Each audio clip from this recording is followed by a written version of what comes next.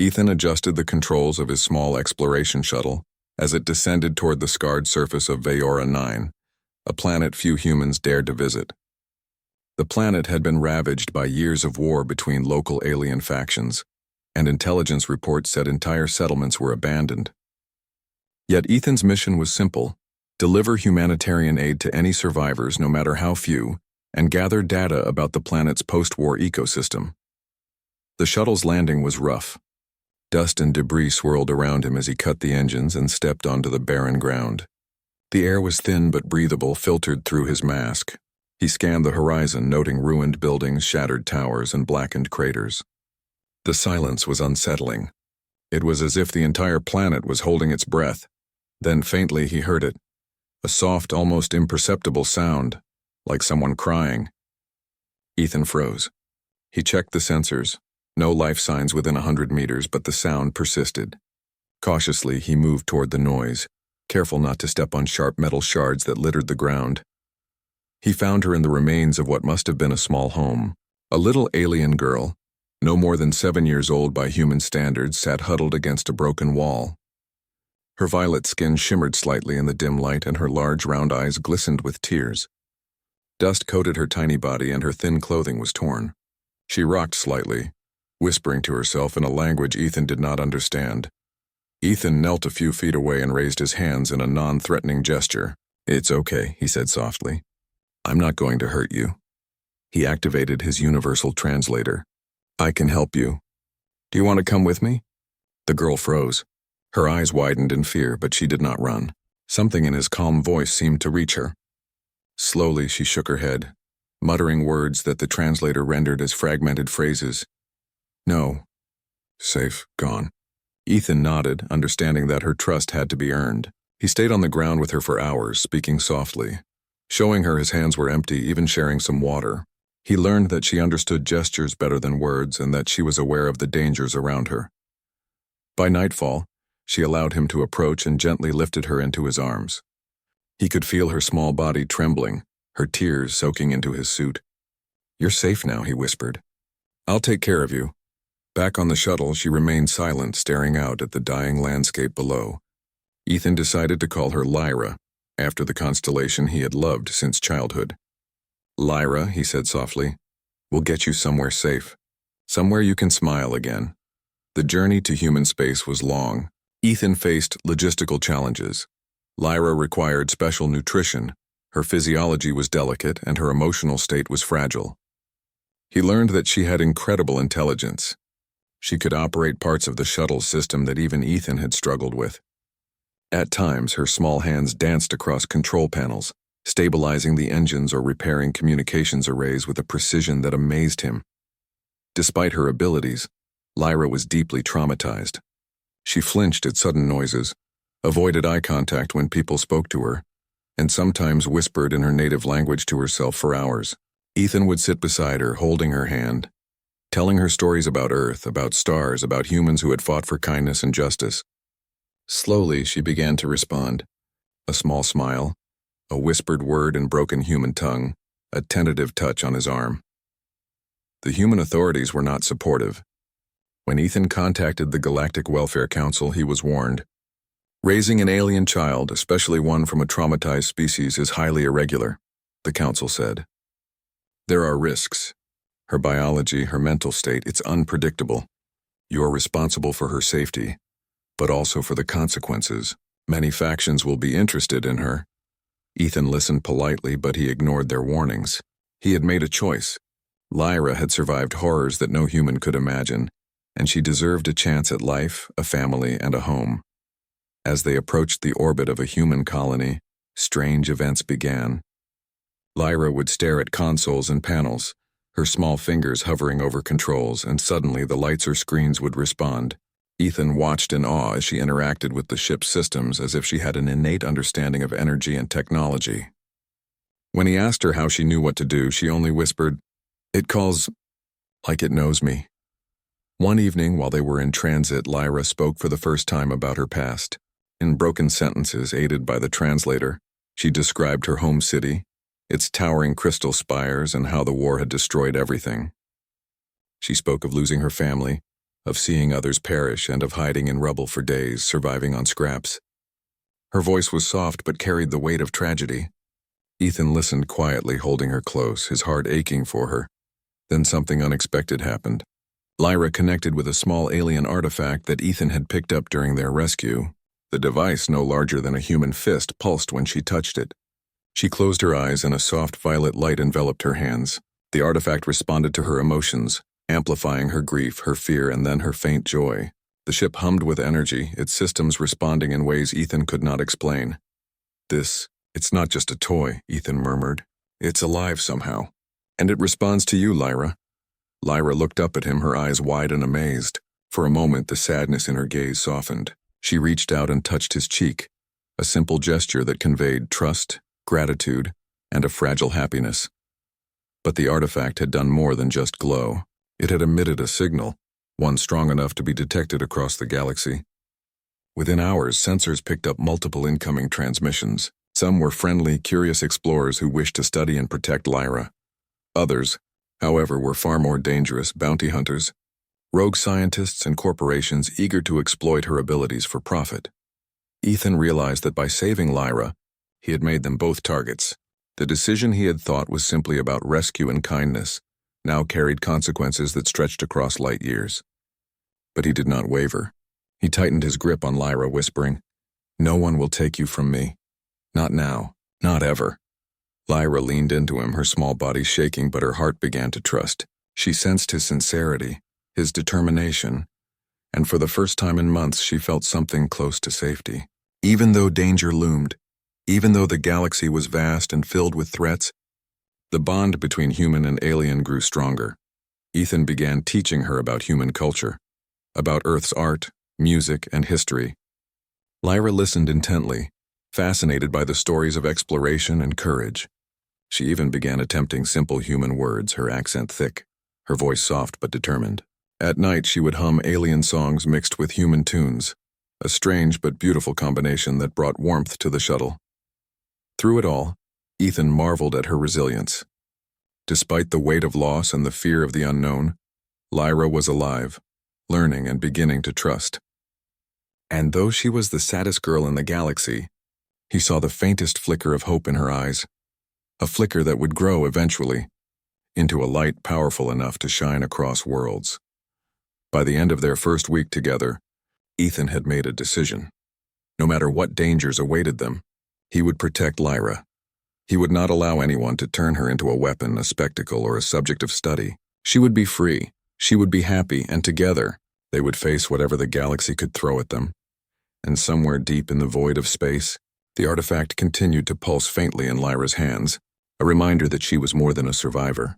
She was a force, a spark of hope and power, and the galaxy would soon discover that even the smallest, saddest beings could change everything. As Ethan stared out at the stars, holding Lyra close, he whispered, "We're just getting started. Lyra, the galaxy isn't ready for you yet, but someday it will be." And with that, the shuttle jumped to hyperspace, carrying its precious cargo toward a future that neither human nor alien could have imagined. The shuttle moved through hyperspace, the stars stretching into long, thin streaks around Ethan and Lyra. For a moment, the galaxy seemed quiet, as if it were giving them a short reprieve from the chaos that had already begun. Lyra sat on the small couch in the shuttle cabin, her violet eyes wide with wonder as she traced the streaks of light with her fingers. Ethan watched her silently, amazed at how far she had come in just a few days. Her first timid cries had been replaced with small questions, curiosity, and even laughter. It was strange, he thought, how quickly she could shift between the depth of sadness she had carried for so long and the sudden spark of joy she now allowed herself to feel. "Ethan," she said softly, her voice still accented but clear, "why are stars moving?" "They're not moving," Ethan explained with a gentle smile. "It's the shuttle traveling faster than light. To us the stars look like they're stretching, but really it's just space rushing past." Lyra tilted her head, absorbing the explanation. Then she giggled, a soft musical sound that made Ethan's heart lift. "I like this," she whispered, leaning against him. "Safe, fast." Ethan stroked her hair. "We're safe, Lyra, and we'll keep being safe. No one will hurt you as long as I'm here." But the universe had other plans.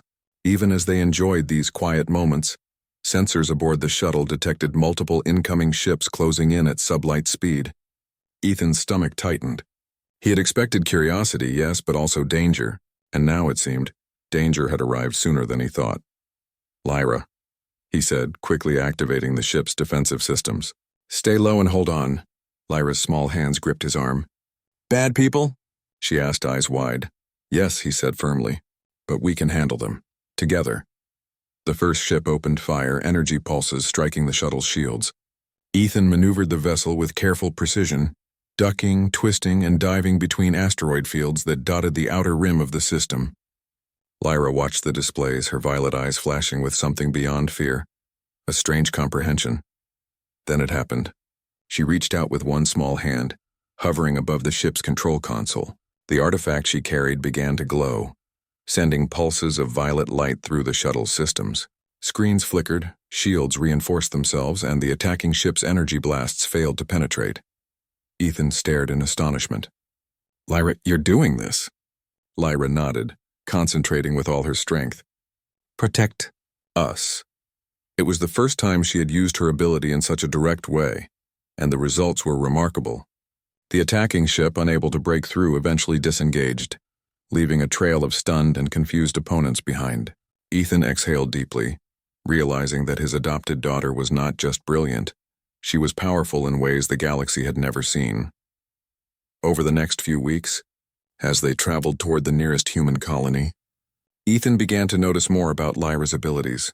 She could sense danger before it arrived, intuitively understanding the trajectories of objects in motion. She could manipulate energy flows in subtle ways, stabilizing systems, repairing damaged equipment, and even communicating with alien technology through gestures and touch. Ethan knew that this child, the saddest girl he had ever seen, was becoming something extraordinary, and yet she was still a child, still learning, still fragile, still haunted by her past. Protecting her meant more than keeping her safe physically. It meant nurturing her emotionally, teaching her trust and showing her that the galaxy could hold kindness as well as cruelty. As they approached the human colony of Arcadia Prime, Lyra's curiosity grew. She asked questions about human culture, about music, about colors, about food. She laughed when Ethan demonstrated how to make coffee, the aroma filling the small cabin. At night, she would hum songs that blended her alien melodies with Earth tunes, creating a sound that was strange, haunting, and beautiful.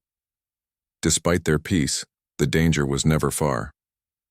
Reports of their journey began to spread across the galaxy. News networks, scientific councils, and military factions took notice. A child with abilities like Lyra's, raised by a human, became a symbol, and symbols could be dangerous. One day, a formal communication arrived from a coalition of alien diplomats. They requested a meeting expressing interest in the child. Ethan was cautious. "Lyra," he said, "we need to go. There are people who want to meet you, and not all of them are friendly." Lyra's eyes narrowed. "I want to see them?" "Yes," Ethan said, "but we stay together. Always together. Remember, you decide what to do. No one else." The meeting was tense. Representatives from multiple species crowded into a large chamber aboard a neutral space station. They looked at Lyra with awe, curiosity, and a hint of fear. Some whispered, wondering how a human could raise such a child. Others openly questioned Ethan's decision. Lyra, standing beside Ethan, surprised everyone. She spoke clearly, her voice steady. "I am Lyra. I live with Ethan. He keeps me safe. I help. I learn." The diplomats exchanged looks. No one had expected such poise, such clarity, such intelligence from one so young. Ethan beamed with pride. He had seen her grow slowly, steadily, from a terrified survivor into someone strong enough to stand before a galaxy. Suddenly, alarms blared. A warlord's fleet had detected their location. They were here to capture Lyra, to exploit her abilities for weapons and control. Chaos erupted in the chamber as delegates shouted and scrambled for safety. Ethan instinctively pulled Lyra close. "It's okay," he whispered. "We can do this together." Lyra's hands glowed faintly. Energy pulses extended from her, forming a protective barrier around them. The attacking forces struggled to penetrate the shield, their weapons faltering. Ethan maneuvered the ship's systems, adding his own human ingenuity to her alien power. Together, they turned the tide. The warlord's ships were forced to retreat, stunned by the combination of human strategy and Lyra's unique abilities. The galaxy watched in amazement, realizing that this human and this child were more than survivors. They were a force that could reshape events across systems. After the battle, Ethan and Lyra returned to the shuttle. Lyra leaned against him, exhausted but exhilarated. "We did it," she whispered. "Yes," Ethan said, "and this is just the beginning. The galaxy isn't ready for you yet, but someday it will be." In the following months, their reputation grew. Scientists studied Lyra, diplomats sought her counsel, and even some military factions requested her guidance. But Ethan kept strict control. No one would exploit her. She would remain free, growing, learning, and discovering the galaxy on her own terms. Lyra began to teach humans about her species' technology and history. She deciphered ancient star maps, revived lost knowledge, and even mediated conflicts that had lasted decades. Her ability to understand emotions, to sense intentions, gave her insights no council or computer could replicate. And throughout all of this, Ethan remained by her side, not as a ruler, not as a commander, but as a parent. He taught her kindness, humor, patience, and courage. He celebrated her successes and comforted her during moments of sadness, always reminding her that no matter what the galaxy thought, she was loved. One evening, as they watched the twin suns set over a planet's horizon, Lyra rested her head on Ethan's shoulder. Happy," she said simply, her eyes reflecting the colors of the dying sun.